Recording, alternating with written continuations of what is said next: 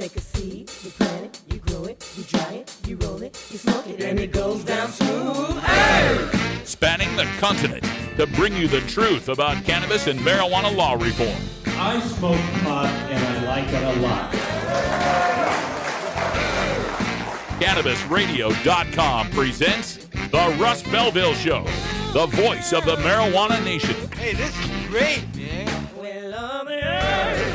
Now, here's your host, Radical Russ Belville. Good day, tokers and tokettes and non-toking lovers of liberty. It is Thursday, April 28th, 2016, and it's got to be 420 somewhere in the world. Thanks for joining us for another great show coming to you live and direct from beautiful South Carolina. Got to take a nice trip to Columbia today, the state capital, and traversed many of the highways and byways. And what a beautiful state. A lot of trees and greenery and beautiful skies and nice temperatures, and it was just a wonderful time.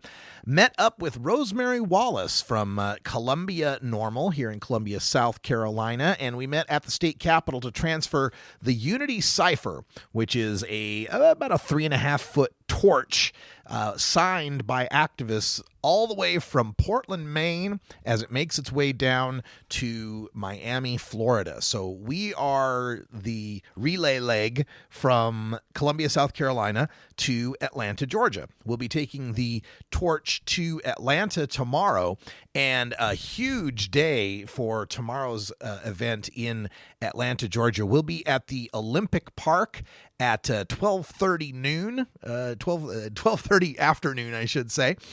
And let me get the schedule up here. Capitol and Liberty Park from 12:30 to 1. From 2 to 3, we'll be at Centennial Olympic Park.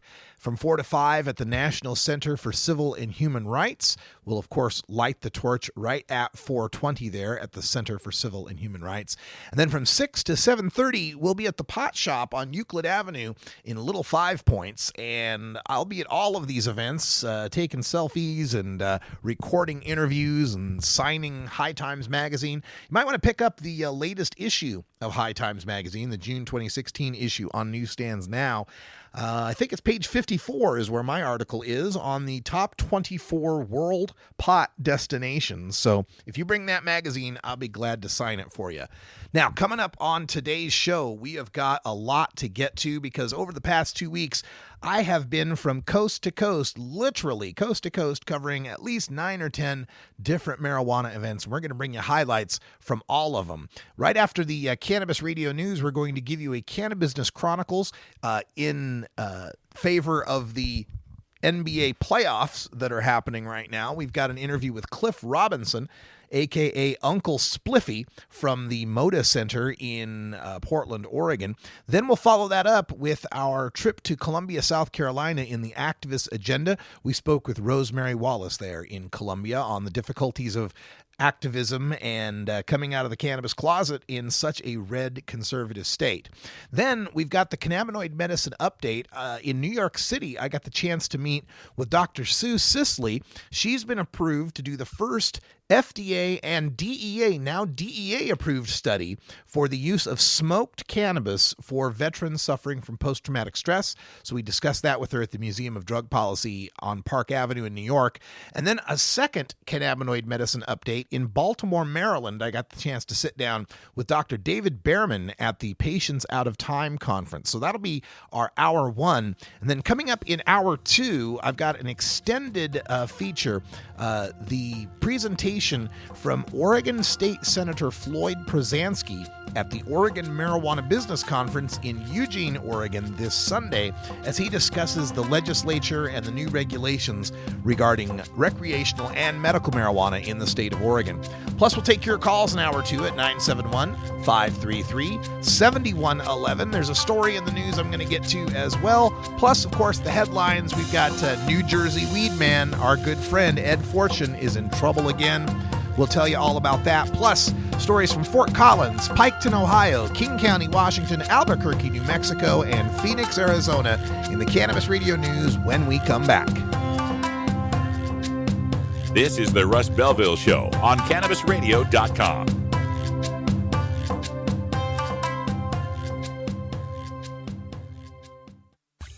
Being green is good. Growing green is good. Making green is great. CannabisRadio.com. Dr. Dabber, hurry! Its temperature is shooting past 1,000 degrees Fahrenheit. It's burning up. I'm afraid for this little guy, it's just too late. What caused the problem? Only Dr. Dabber can maintain the perfect temperature for a smooth-tasting, slower burn. This standard vaporizer lost all of its health benefits, sending it up in smoke. So you're telling me that most vapor pens burn so hot they produce smoke, not vapor? Correct. Keep away from those standard vaporizer pens and turn to Dr. Dabber. Doctor's orders. Less heat, more flavor. I'm Radical Russ from the Russ Belville Show. The story of Alexis, Team Alexis.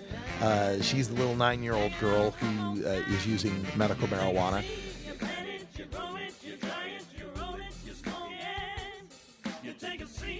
Allows a certain amount of THC. It's the Russ Belville Show, the NPR of POT, weekdays live at 6 Eastern, 3 Pacific, exclusively on CannabisRadio.com. You're not high. You're listening to the Russ Belville Show on CannabisRadio.com. I said, on this program, what do they want? My grandchildren and the monster. Oh, did I scare you? Okay. Maybe you're high, too. Are you playing an acoustic guitar but want to be louder without an amp? Try a resonator guitar. The fingerboard extension has National Resophonic and other resonators, square necks and round necks. Stop by the Fingerboard Extension downtown Corvallis at 120 Northwest 2nd Street today, or check out its inventory on the web at fingerboardextension.com. Go wild hog in the woods.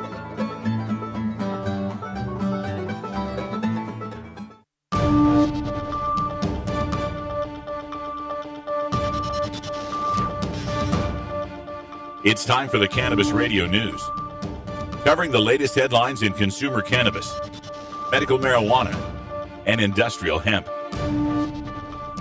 Cannabis Radio News is now available exclusively at CannabisRadio.com. Now your marijuana headlines in 4 minutes and 20 seconds. This is Cannabis Radio News. This is your Cannabis Radio News for Thursday, April 28th, 2016.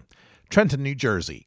A New Jersey marijuana advocate dubbed New Jersey Weed Man has been arrested again on marijuana charges after law enforcement raided his restaurant and cannabis temple. Prosecutors say Ed Forshin was arrested Wednesday along with 10 other people after a raid of his business across the street from Trenton City Hall. Forshin has spent time in prison on previous drug charges. He wasn't immediately available to comment. Forshin opened New Jersey Weed Man's Joint and Attached Cannabis Church last year.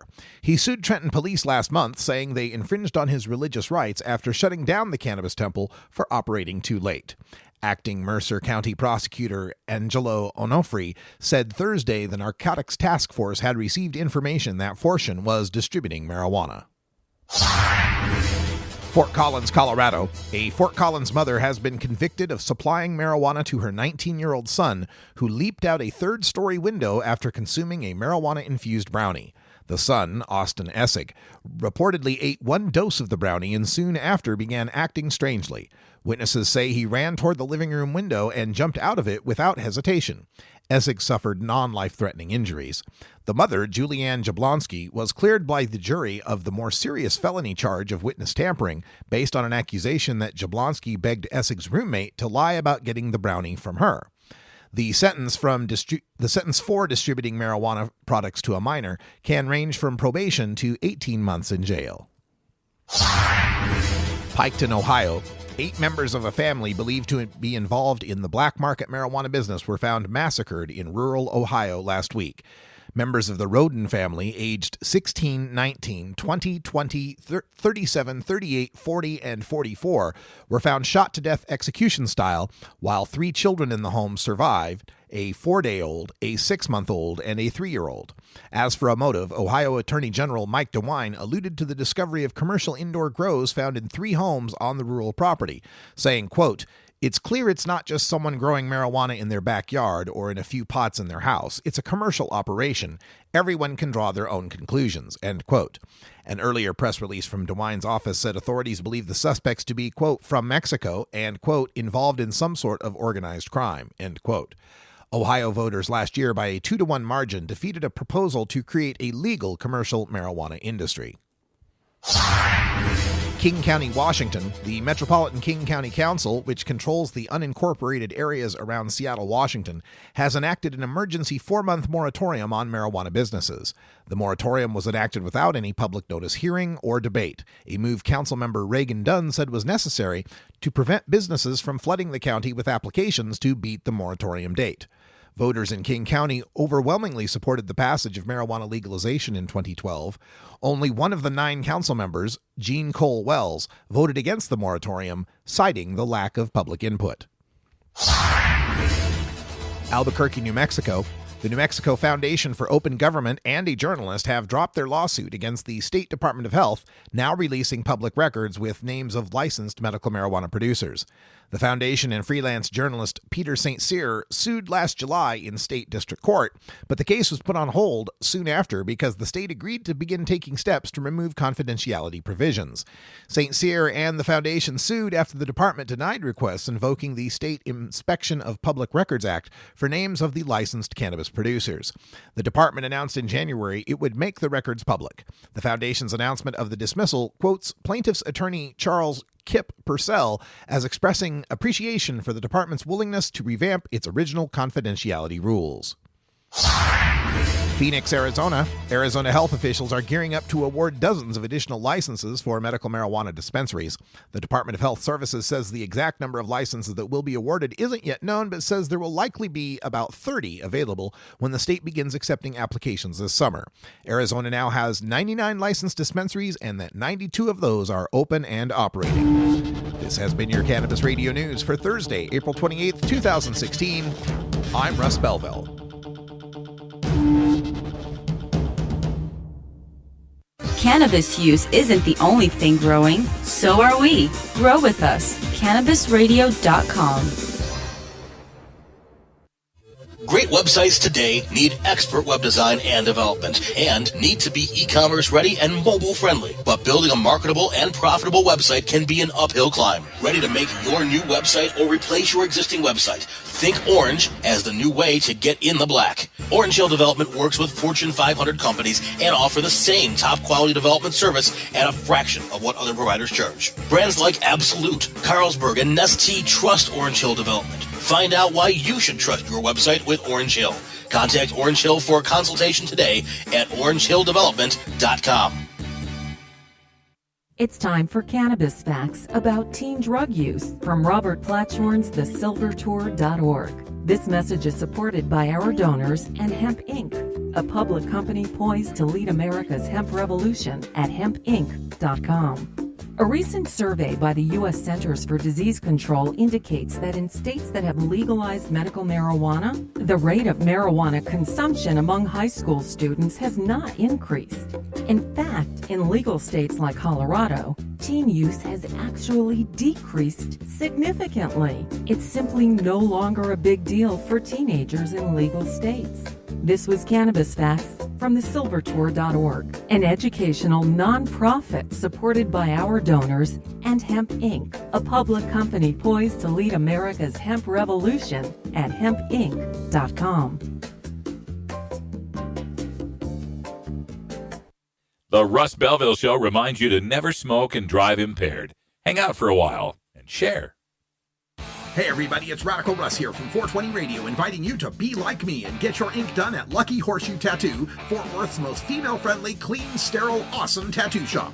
Thomas and his crew are true artists who can design you a custom piece or use a design you bring in.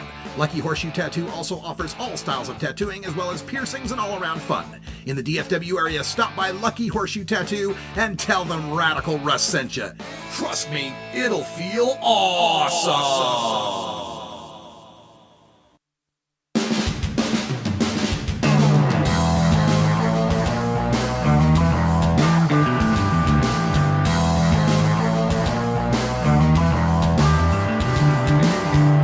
Mark Twain once said that when there's a gold rush, it's a good time to be in the pick and shovel business. Today, we look at the rapidly evolving markets in the marijuana green rush in our Canna Business Chronicles. Go back to the Oregon Moda Center with Cliff Robinson. We are here at the Oregon Cannabis Caucus, National Cannabis Industry Association event, and Uncle Spliffy himself is here, Cliff Robinson. How you doing, Cliff? I'm well. How are you? Great. Glad to have you here. And I was just talking with Bernadette about the move to get professional athletes and people involved in athletics to understand the medical aspects of cannabis. Tell our listeners a little bit about what you're doing in that respect. Well, we're really going to try to focus on the sports medicine side to really try to continue, getting the education out there, because I think that's going to be the most important part as we continue to move forward to knock down the negative around cannabis. Is really support the findings that we come up with, and really try to really create those findings and be out in front of those things, and really try to validate what it is that we're talking about. We need to get this education out to the mainstream and to the management, the executives, the NBA, and these other sports leagues. The players themselves seem to get it, but do they get it from the perspective of, weed's just not a big deal, or do they really understand the medical aspects? Well, that's why we have to continue getting the information out there for them as well, because myself being new to the business, not new to cannabis, but new to the business side, now that all this information is out there, I'm a more educated cannabis consumer and user myself. So I think the more we can continue putting that information out there for them and putting products out there that they're able to test, I think that'll go a long way. As a former NBA player, I'm sure you've been hit up for lots of different business opportunities. A lot of people want to try to get your name and celebrity involved with something. As you get involved with this cannabis industry, what do you think of the people and the industry itself? Well, I think it's wonderful because, like I said, all this information that has been, behind closed doors in a black market, so to speak, is now out there available to have a more educated cannabis user and consumer. I think it's wonderful. The wealth of knowledge that has been behind closed doors is now out there for everybody to kind of really take in. And me, I'm learning stuff new every day. So I'm excited about being a part of the industry. Now, I understand there's a special event going on tomorrow involving Blazers versus Nugs. How appropriate! Can you tell us about that? Well, it's an event over at the Blazers game. Josh Kincaid from Superchronics organized it, and it's really to continue doing positive things around cannabis as a whole. And I'm really excited to be a part of it. Especially there at the Moda Center, the Blazers, have opened up their doors to, being more educated as, a business as well. So I'm excited to be a part of it. I finally get a chance to ask you a non-marijuana question. Hypothetically, NBA Finals, 95-96 Bulls against this year's Warriors. What do you think? How does it go? Jordan versus Curry. I'm old school. I think the Warriors have had tremendous success. They're built for today's NBA. They do a great job at playing together, but I'm old school, so I would have to lean towards the Bulls. I asked this of one person who said, depends on whether we're using the rules from the 90s or the rules from today. Exactly, but if you use the rules for from today, imagine Michael Jordan in this kind of system. He played great in a system where everybody was hands-on. So now if they couldn't touch him, imagine that. Yeah, but on the other hand, Dennis Rodman would be a little limited. He would be a little limited, but he's a Hall of Fame player. Scottie Pippen's a Hall of Fame player. Michael Jordan's arguably the greatest of all time. And the Warriors coach. Steve Kerr was a part of that team, who was a great shooter. So it's fun to think about that kind of stuff, but each era is different, so you got to give them all their propers and their respects, and just I don't compare them. Right on. Cliff Robinson, the Uncle Spliffy line. Give people any contact or internet information they need to look that stuff up. We'll be launching our website here soon at Uncle Spliffy, UncleSpliffy.com. You can reach us on Twitter at Uncle Spliffy.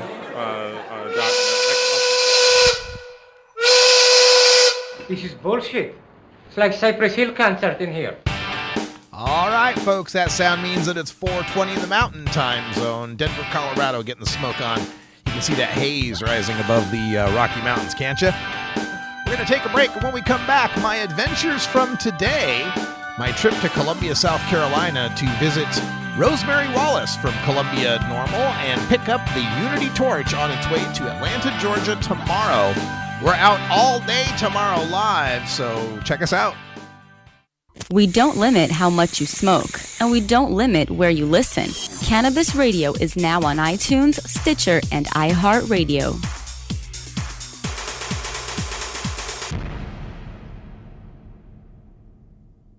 The next generation of vaporizers has arrived.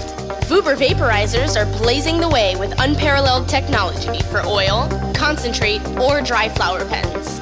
Providing unsurpassed customer service and expert craftsmanship, Vuber vaporizers use cutting-edge technology, providing a power-packed, smoother vapor with a lifetime guarantee. Experience vaporizing the way it was meant to be. The Vuber way.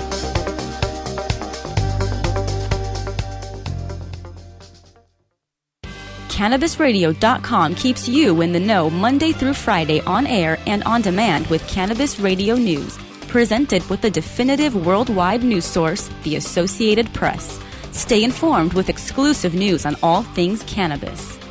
Cannabis Radio News, live weeknights at 6 p.m. Eastern, 3 p.m. Pacific, during the Russ Belville Show, or download the daily podcast exclusively on CannabisRadio.com, as well as iTunes, Stitcher, and iHeartRadio. When breaking news happens in the cannabis industry, Cannabis Radio News delivers the details first. The Russ Belville Show on CannabisRadio.com, the national wildlife refuge for marijuana unicorns. Are you playing an acoustic guitar but want to be louder without an amp? Try a resonator guitar.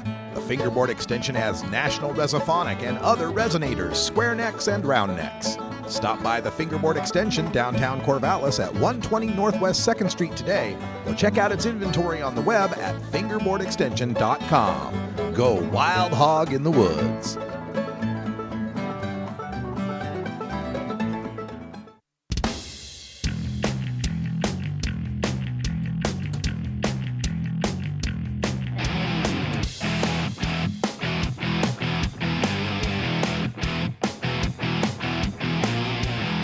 Activism begins with ACT. The Russ Belville Show features the stories of hardworking grassroots activists working for an end to prohibition in today's activist agenda. Today in the activist agenda, we visited the capital of South Carolina, Columbia, South Carolina, a beautiful state capital with a very remarkable monument to African American history. I'll be posting some of the pictures of that on my Google Plus page. But we met up with Rosemary Wallace, who's a veteran who is fighting for medical marijuana access. And as we sat there on the bench talking and various lawmakers were walking by, she was always quick with a smile and quick with a greeting to that lawmaker. One saw her shirt that said Girl Scout cookies, and she said, "It's my medicine, sir." Very, very proud of Rosemary. This is my interview with her.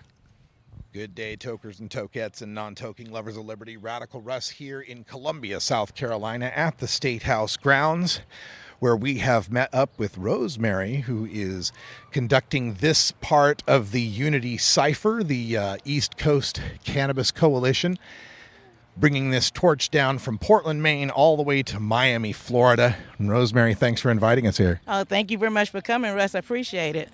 So tell us how you got involved with cannabis activism, ending prohibition. I got back started in 2008 in Charlotte, North Carolina, actually, through thanks of Rebecca Forbes. We were at a convention there during the DNC, and we met up. It was only 15 people out in the field when we first started, and then from there I just never looked back. So is there what brings you to this issue? Is there a personal angle to this? Did you know people that got busted, or is it a medical issue to you? Oh, I'm all the above. I mean, it's a personal issue, it's a medical issue, it's a vet issue, it's an everybody issue. And I think I'm the best representative in this area. Matter of fact, during the time that we've been here doing this, we've had 3 more people arrested for marijuana possession, which is ridiculous. It's a plant. You give pedophiles less time. So what is going on here? I mean, we seriously need to take a look at our state laws here and ask the question, are we really serious about this? You say you're Christians. This is not a Christian act, what you're doing. You say you love God. This is not a godly act that you're doing, because you're persecuting people for using his plant that was put here on this earth for everybody, regardless if you're a Christian or atheist. Matter of fact, Russ, I had an atheist to meet me at my church yesterday. Is that incredible? It's a beautiful thing. I understand God loves atheists too. Yes, he does. He loves everybody. So, she did not draw me a back. I'm not going to mention the name because I didn't get permission to. But if you check my Facebook page, you'll see the Christian and the atheist did meet up at the church. That is not a joke. That is real. So you had an event in Rock Hill last night. How did that go? Oh, that went great. It was pretty much just for me to pray over the torch for everybody that's touched it for healing purposes, and that we can go ahead and finally get healing in this state. This is well needed. They passed the CBD bill. That's fine. But we need more than that. We need a bill that's going to help not a few select people, but everyone.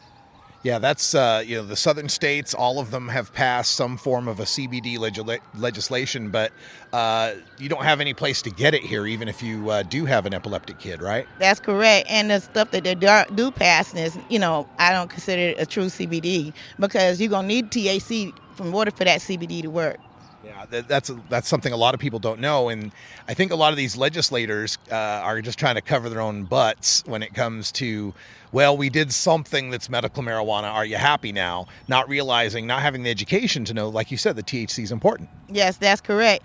Matter of fact, we just got finished with the legislation. We had one senator, Senator Johnson, that had the nerve to say in front of a committee, the medical board, saying that it causes people to beat their wives. Isn't that ridiculous? Cannabis? Yes, isn't that ridiculous? I have it on tape. I almost fell out my chair listening to that crap. It's almost. You sure that they weren't talking about alcohol? Oh, I'm quite sure alcohol was involved. You look at that. We're talking about the moonshine capital right here. I mean, they're still running moonshine. If you don't look on the average here in South Carolina, you have more domestic violence, and domestic violence starts with alcohol, not with cannabis. I don't know nobody yet personally, and I've been doing this for quite a long time, that I got beat up after smoking a blunt or a joint or, doing a dab. I done did over 30 events in the state of Colorado alone that I never seen nobody hurt. I did several events in D.C., didn't see nobody get hurt. So where are they getting this nonsense from, Russ? Please tell me. I have no idea. And the penalties here in South Carolina are still pretty strict, aren't they? Oh, yeah, some of the strictest in the country. So,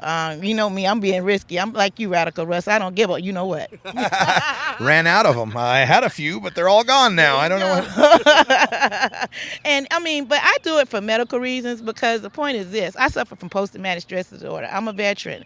I'm representing our veterans here in South Carolina, because we lose 22 a day, and 22 is too many. They can give you opioid prescriptions all day, but you say you use cannabis, they take my medication away from me. I have 3 ruptured discs in my back, a total knee replacement, and as of now, they took any kind of pain medication away from me. They will not give me any at all, because I came out the closet. But you know what? You can keep your pharmaceuticals. I don't need them. I don't want them.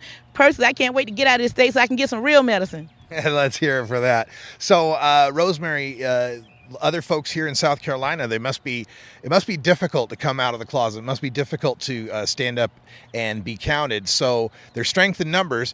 What sort of contact information or websites can you give people if they want to band together and help out? Okay, they can catch me up on Facebook, or they can catch me on my Miss Green Jeans page, or they can catch me on my show page, which I'm still looking.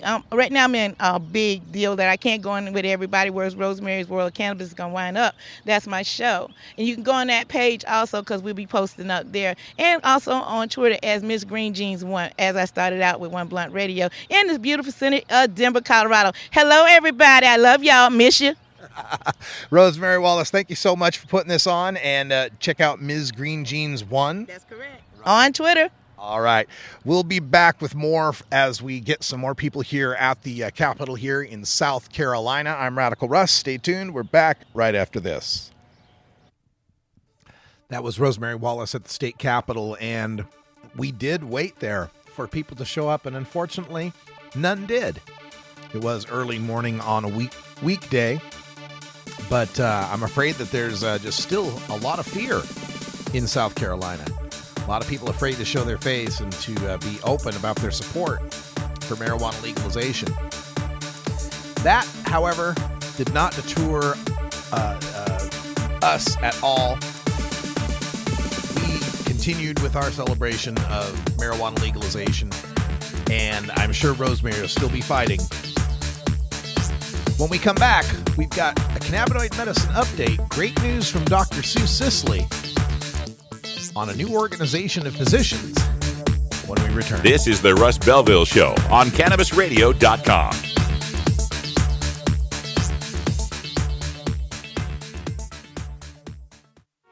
Maui Wowie, Acapulco Gold, California Kush. Our strains stretch everywhere too. This is the Cannabis Radio Network. Ganjapreneur.com, your guide to the cannabis business world. Ganjapreneur.com is a comprehensive resource for cannabis professionals and entrepreneurs. Download the Ganjapreneur app on your smartphone or tablet to catch up on cannabis industry news, scroll through our daily job listings, and learn about successful cannabis companies, executives, and investors. Ganjapreneur.com, helping Ganjapreneurs grow. Hey, this is Willie Nelson for Normal. And I smoke pot and I like it a lot. I learned a long time ago that marijuana is a lot safer than alcohol. There's nothing wrong with the responsible use of marijuana by adults. It's time we stopped arresting and started respecting those who smoke marijuana responsibly. To learn what you can do to help, contact NORML at NORML.org or call toll-free 888-67-NORMAL. The Russ Belville Show, providing dictionaries to drug czars since 2009. When you are starting up a medical cannabis business, you want a fired-up lawyer who understands the needs of cannabis consumers. The law office of Lauren Vasquez is your fired-up lawyer for the cannabis industry.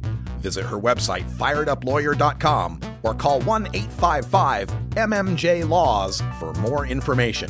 That's 855-665-5297 for Lauren Vasquez, your fired-up lawyer, or email fireduplawyer@gmail.com.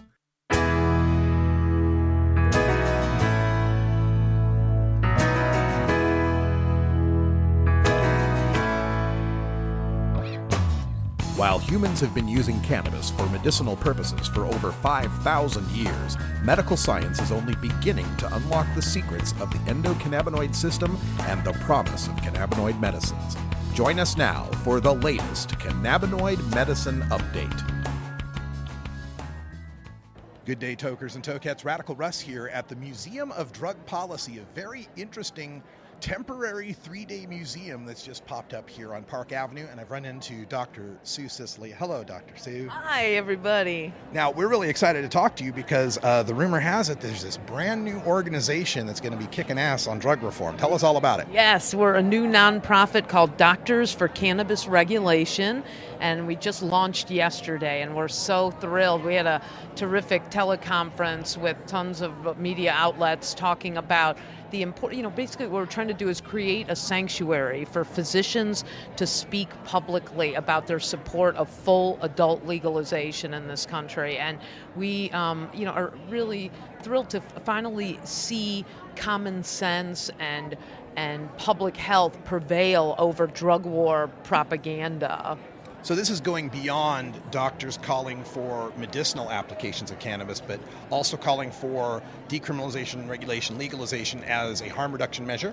Yeah, absolutely. We actually don't even focus on medical cannabis. That's not part of our mission. We're strictly, laser focused on trying to end prohibition nationally, and then ultimately our board hopes to expand internationally and work with other countries. We've already gotten tons of inquiries from physicians worldwide who've heard about our group, who want to participate and see if we can help influence their drug policy also. So we're basically focused squarely on full adult legalization, creating a tax and regulate model in all the states so that eventually, ultimately the idea would be to remove physicians as gatekeepers from these medical cannabis programs. I don't think any of us like the idea of being a gatekeeper for a God-given plant that has never been put through the proper drug development process. We want, the plant to be fully decriminalized, fully descheduled, not rescheduled. That's important to emphasize that we don't believe in rescheduling at all. We know that it has to be descheduled in order to achieve full legalization, in order to achieve the end of these absurd barriers to research. And that's a big part of how I entered this. The reason I was so enthusiastic about joining this board of directors is because, of course, we've become experts in the barriers to marijuana research over the last 6 years with our PTSD study being systematically impeded by the government. I've got firsthand knowledge now on how the government has been able to stonewall this study, because the truth is you cannot study the cannabis plant, the efficacy of the cannabis plant, in an atmosphere of prohibition. We've proven that it's impossible to do this. And so most scientists can't afford to be languishing for 6 years waiting for a study to get underway. And so we are eager to see legalization implemented nationally and to see research finally flourish in this country. 20 years ago, when we saw the first major breakthrough, California and Arizona passed medical cannabis initiatives. Of course, Arizona's called for a prescription, so it didn't work.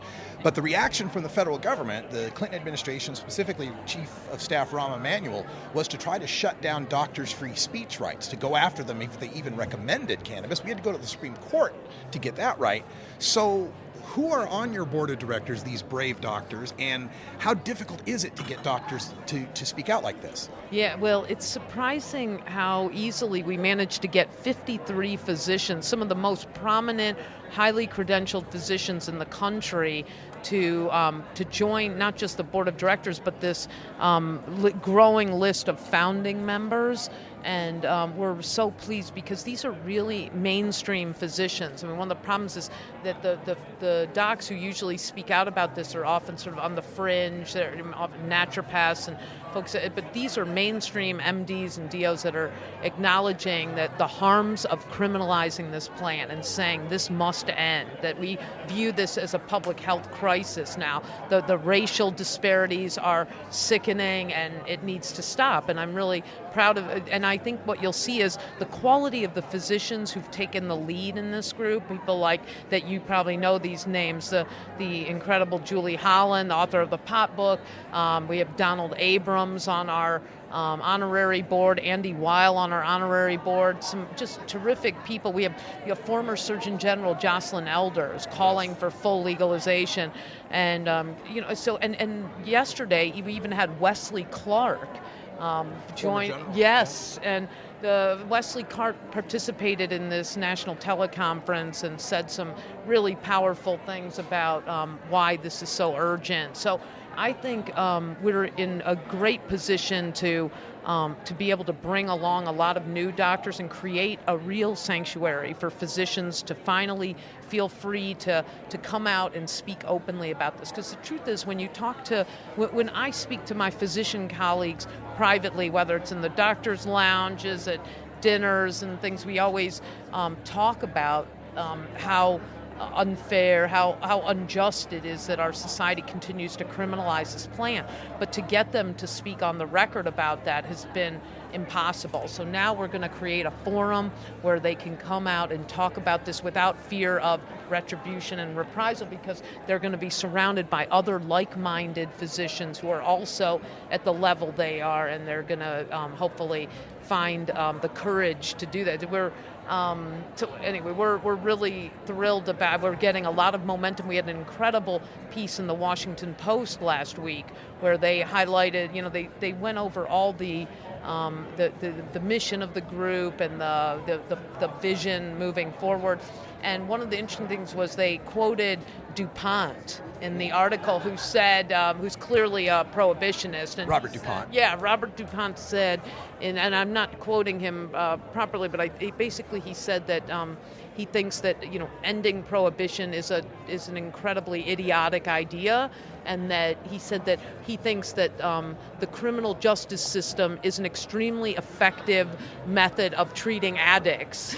So it's so helpful when we have opponents like that who are making completely absurd statements like that we can easily challenge publicly. And I think that the public support for our work, it's great to be on the side of common sense and good reasoning.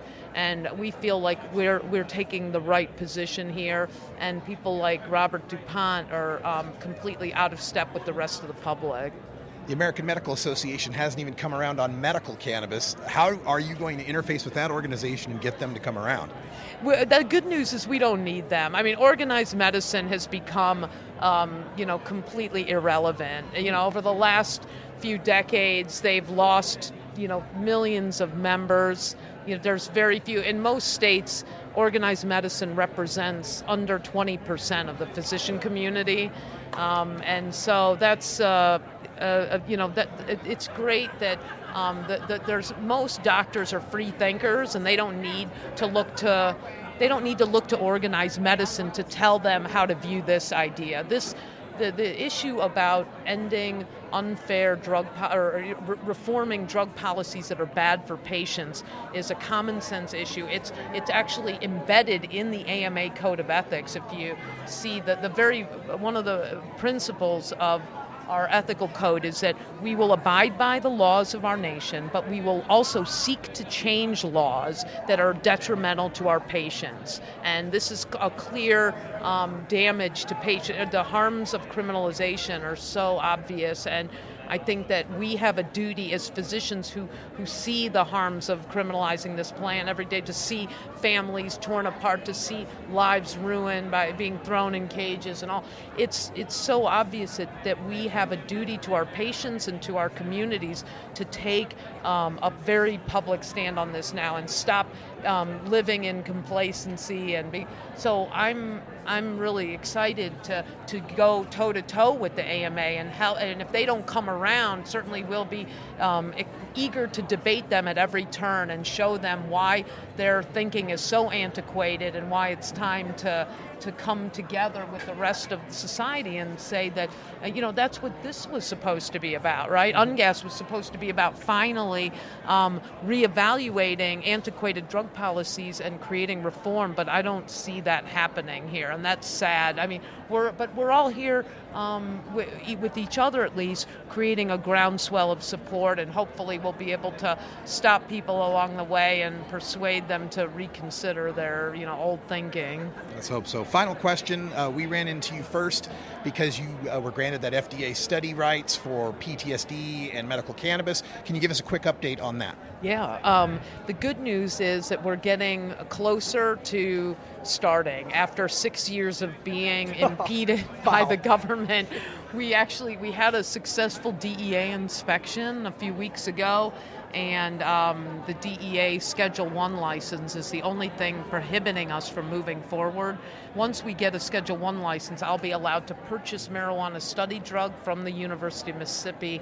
I'll be able to then start screening patients. We'll create an 800 number for veterans to call and be screened, so we can enroll patients both at my site in Phoenix, and we have a second site at the Johns Hopkins University in Baltimore. So we're really thrilled. I will be announcing some big news later this week after 420 about the study, which I'm excited to update you on. But so far, things are looking optimistic finally after so many years of delays.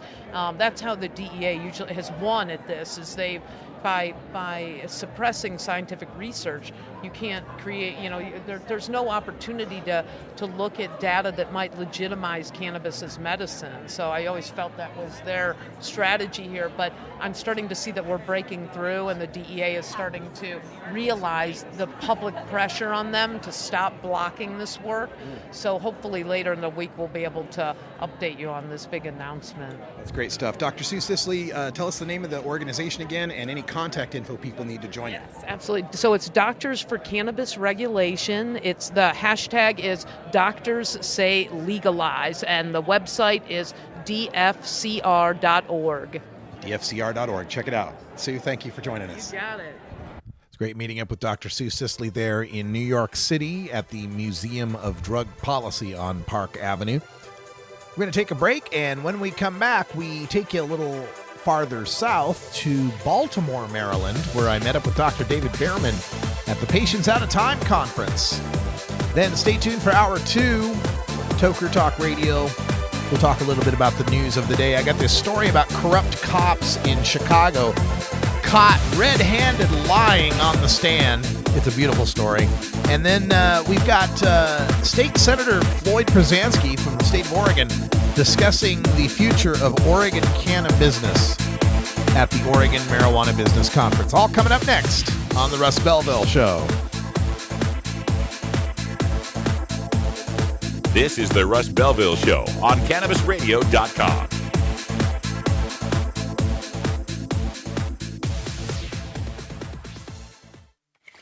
How high do you like your profit margin? CannabisRadio.com. The next generation of vaporizers has arrived. Vuber vaporizers are blazing the way with unparalleled technology for oil, concentrate, or dry flower pens. Providing unsurpassed customer service and expert craftsmanship, Vuber vaporizers use cutting-edge technology, providing a power-packed, smoother vapor with a lifetime guarantee. Experience vaporizing the way it was meant to be. The Vuber way.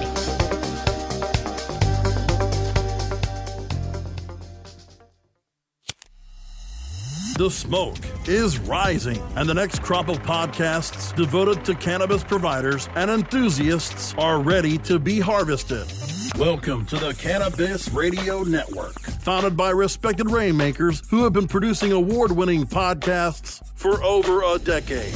Industry headlines, business updates, medical reports, marketing, and e-commerce education rolled up perfectly for your consumption. Let's grow together. The Cannabis Radio Network. CannabisRadio.com. You're not high. You're listening to the Russ Belville Show on CannabisRadio.com. The Supreme Court is wrong on the Second Amendment. Okay, maybe you're high, too. Hey everybody, it's Radical Russ here from 420 Radio, inviting you to be like me and get your ink done at Lucky Horseshoe Tattoo, Fort Worth's most female-friendly, clean, sterile, awesome tattoo shop. Thomas and his crew are true artists who can design you a custom piece or use a design you bring in.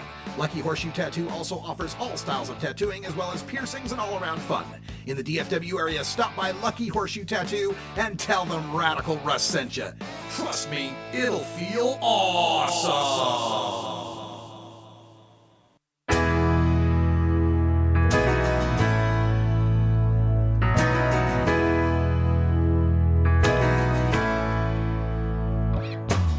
While humans have been using cannabis for medicinal purposes for over 5,000 years, medical science is only beginning to unlock the secrets of the endocannabinoid system and the promise of cannabinoid medicines. Join us now for the latest cannabinoid medicine update. We're here at the 10th annual Conference for Cannabis Therapeutics, sponsored by Patients Out of Time. We're at the Baltimore Harbor Hotel, and I'm sitting at the desk with Dr. David Behrman, MD, author of Drugs Are Not the Devil's Tools. Capitalize not exactly the Devil's Tools. How you doing, Dr. Behrman? I'm doing just fine, and I want to thank you very much for mentioning my book up in Portland there to the, was it the normal chapter that you're working with? Yeah, that's great. It's a fantastic set of books, I've often said to people, like, if you've already bought Jack Harrer's Emperor Wears No Clothes, this is the next set of books that you need to get because it fills in all those other gaps that were left out. And I'm going to use that in my advertising. Okay. There's no greater compliment than being compared to Jack's book. Oh, yeah. So tell people, because it's 2 volumes here, so explain why there's 2 separate volumes and what they're going to find in each. Well, the reason that there's 2 separate volumes is my publisher told my layout person, you can make the internal margin either 3/4 of an inch or 1 inch. He made it 3/4 of an inch, and the book is too long. So we're actually going to be coming out with a single volume late this summer. We've edited it. It's going to be newly laid out. But right now, the first volume goes from the Dark Ages through 1969. The idea with the book is to place cannabis, and the way we approach that, in the frame of a long history of using drug laws to marginalize discriminated against people, and also to take advantage of drugs as a way of making money. And basically it's turned out to be a control mechanism for the ruling classes in terms of enriching them and also marginalizing people who are them. And, we've all been them sometime in the history of the world. You're one of my favorite thems. Thank you. I appreciate that. Well, no, we're us, aren't we? Us. Them are them. Them us are them, us. and we are us. And this was corroborated recently in that Harper's Magazine piece where Ehrlichman, the public policy advisor to Nixon, came out and said it. Look, we did this so we could infiltrate the hippies and the blacks. Exactly. And that actually is mentioned in my book, and an even deeper analysis of that was done by Dr. Sunil Agarwal, who wrote an excellent article on the Nixon tapes and mentioned what Ehrlichman had to say, and also talked about Nixon being angry at the directors of NIMH or NIH during the 60s. One was Stanley Yallies, the other one is Burt Brown, and when asked about what would be the appropriate punishment, they said, something like a traffic ticket. Yeah. And Nixon wanted to fire Brown, but he realized that Brown was a friend of Elliot Richardson, and Elliot Richardson was the head of HEW at the time and wasn't going to fire his friend. Right. And that was part of the motivation, as I get it from Dr. Agarwal's article, for developing the National Institute of Drug Abuse, to get this out of the hands of the scientists and put it in the hands of people who had more of a criminal justice orientation. Gotcha. It's all beginning to make sense. It's all in these 2-volume set, Drugs Are Not the Devil's Tools. People looking for this online, where would they find it? We have our own website. You can go to the drugsarenottthedevilstools.com. Or you can go to my website, davidbehrmanmd.com, and Behrman is spelled just like it sounds, Bearman. Comes in black and white and color. The black and white is $30 per volume, so that's $60 for both of them, and the colored is $45 per volume. And the only difference is the colored is prettier. They have exactly the same content. The same content. But as we're sitting here at the conference here at Patients Out of Time, I was pleased that everything that was covered this morning, where they talked about the terpenes and the cannabinoids and the endocannabinoid system, all of that material is covered in my book. This is a great foundation book to give you an idea of the history of drug policy, which goes way back to the witch hunts. And, I mean, that's very appropriate since cannabis has been a part of the witch hunts since sometime in the 1940s. And what I'm hoping is that if not the book itself, the information in the book will get out there, because we still have way too many physicians who have no idea about the long history of cannabis as a medicine and about its remarkable applications today. No doubt about that. And I also know that you're strongly involved with the American Academy of Cannabinoid Medicines. Right. And what's the latest there? Okay, well, thank you very much for bringing that up. The American Academy of Cannabinoid Medicine is an effort to try to recognize those doctors that are practicing good quality medicine, and sort of by its very existence to marginalize those physicians who are practicing minimalist medicine when it comes to recommending cannabis. The guys who pull up the trailer to the Cannabis Expo, and you could see the line move in front of their trailer. That undermines the seriousness with which we should take cannabinoid medicine. We continue to get new members. We're a very frugally funded organization, so if anybody listening to your program wants to promote good quality medicine in the cannabinoid medicine field, go to our website, which is aacmsite.org, aacmsite.org, and let me know if you are interested in contributing money, because you will really put forth getting this front and center before medical professionals the way it's supposed to be. We have done a couple of continuing education activities, and we have sort of dimly in the future, we've approached the Veterans Administration in Long Beach, and they have some interest, but you know how it is. It's not easy to get the government to change, even when you have people that are interested in.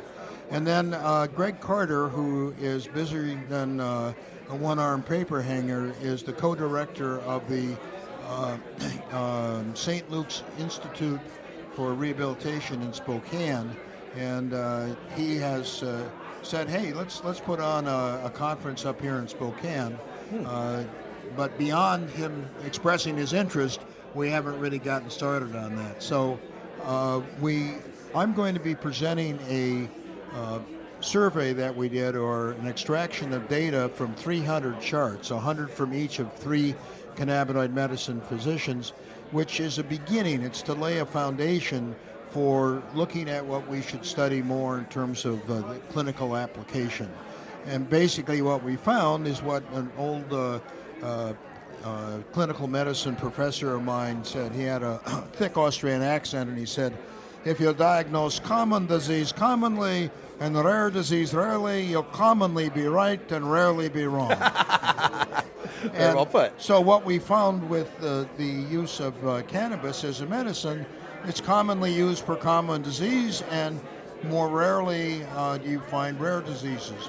And you take a look, and in our study we found about 1 or 2% of the patients had migraine headaches, and the same had seizures. And that's because not everybody and his brother has epilepsy. Right. But everybody and his brother does have pain, which was the number one reason that we found for people using cannabis. So I hope that people are interested in the American Academy of Cannabinoid Medicine, because we're trying really hard to get the medical profession to recognize that this is an important medicine, and that it's important to take it seriously and to approach it the same way we would other serious therapeutic modalities. I've been asking everyone at the conference their take on the recent talk about DEA and rescheduling possibly happening. What do you think about that possibility?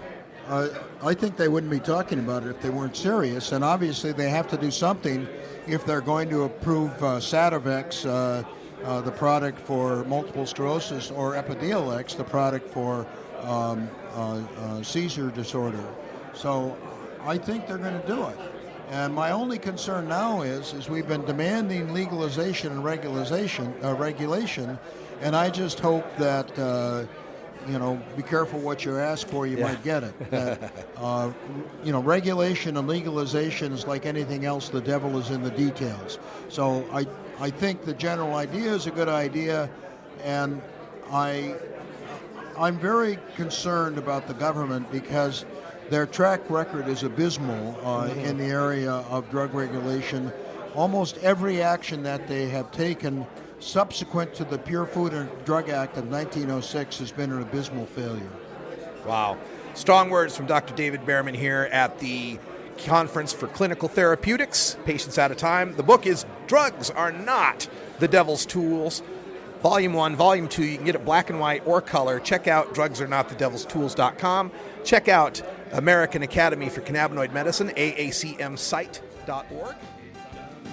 Great running into Dr. David Behrman in Baltimore, Maryland. And folks, that's all the time we got for Hour 1, but stay tuned for Hour 2, Toker Talk Radio. We'll take your calls at 971-533-7111. Also got a story to tell you coming out of Chicago. Chicago narcs busted lying through their teeth on the stand in a marijuana case. You know I love those kind of stories. And a special exclusive on the Russ Belville Show. We've got the entire presentation, half-hour presentation by State Senator Floyd Przansky from Oregon, who's been a longtime supporter of the marijuana movement. We got his remarks at the Oregon Marijuana Business Conference. For everyone here at CannabisRadio.com, live from South Carolina, I'm Radical Russ. Until next time, take care of each other, tokers.